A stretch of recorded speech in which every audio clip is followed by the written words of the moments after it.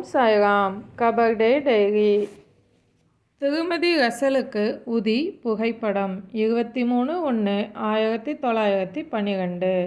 காக்கட் ஆரத்திக்கு உரிய நேரத்தில் எழுந்துவிட்டேன். பொழுது விடிந்த சற்று நேரத்தில் எனது வழிபாடுகளை செய்தேன். சாயிபாபா இன்று தமது படுக்கையை விட்டு எழும் அத்தருணம் ஒரு வார்த்தை கூட கூறவில்லை. ஆனால் அவர் வழக்கமாக வெளியே கிளம்பிச் செல்லும் அத்தருணம் அவர் மிகவும் வேடிக்கையான ஓர் மனோநிலையில் இருப்பதைக் கண்டோம். நான் உபாசினி, பாபு சாஹிப் ஜோக், பீஷ்மா இவர்களுடன் பரமாமிர்தம் என்ற நூலை படித்தேன். பின்னர் மசூதிக்கு சாயிபாபாவை தரிசிக்கச் சென்றேன். அவர் மௌனமாக இருக்கும் மனோநிலையில் இருந்து ஒரு வார்த்தை கூட பேசவில்லை. மதிய ஆரத்தி அமைதியாக கழிந்தது. அதன் பிறகு இருப்பிடங்களுக்கு திரும்பி எங்கள் உணவை உட்கொண்டோம்.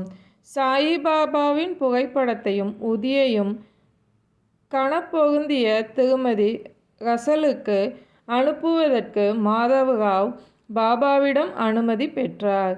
நானும் அவர்களுக்கு கடிதம் எழுத விரும்பினேன். ஆயினும் எழுதும் மனோநிலையில் நான் இல்லை. தமது குடும்பத்துடன் சமீபத்தில் இங்கு வந்துள்ள ஒரு பள்ளிக்கூட ஆசிரியருடன் நான் பேசிக்கொண்டு அமர்ந்திருந்தேன். தீக்ஷித் ராமாயணம் படித்தார்.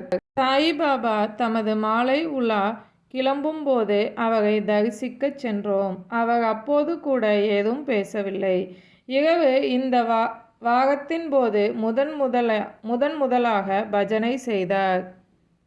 கிராமத்தை தரிசித்த இளைஞர்கள் சிலரும் பஜனை செய்வதற்கு வந்தனர். அதன் பின் தீக்ஷித் ராமாயணம் படித்தார். இங்கு எப்போதுமே தங்குவதற்கு லக்ஷ்மிபாயி இருக்கிறாள்.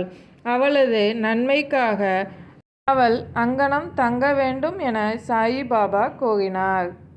ஓம் சாய்ராம். சாயின் வார்த்தைகள் மீது நம்பிக்கை வைப்போம்.